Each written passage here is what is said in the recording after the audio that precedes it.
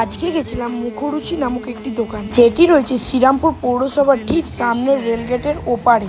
মানে শ্রীরামপুর পৌরসভাটা ওপারে, তার ঠিক রেলগেট পার করে এলে মানে এপারে মল্লিক পাড়াতে রয়েছে এই মুখরুচি নামক একটি দোকান, এবং যেটি রয়েছে বহু বছর পুরনো দোকান, এবং এটি প্রচলীয় আর জনপ্রিয় শাহি পাপড়ি চাটের জন্য।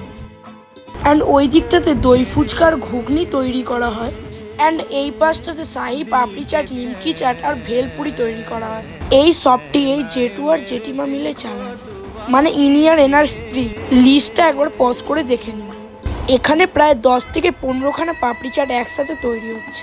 বিলিভ মি, পাপড়ি চাটটা দেখতেও যেরকম টেম্পটিং, খেতেও অসাধারণ ছিল। ওই দিকটা বেল্টিং বাজার আর ওই দিকটা রেলগেট। রেলগেটের ঠিক তার একটু এগিয়ে এলেই এই দোকানটি, ব্রিজের ঠিক নিচেই। ভিডিওটি ভালো লাগলে লাইক কমেন্ট শেয়ার করতে ভুলবেন না। চ্যানেল নতুন হয়ে থাকলে সাবস্ক্রাইব করে বেল আইকনটিকে অন করে দিও। খাও পিও চিল করো।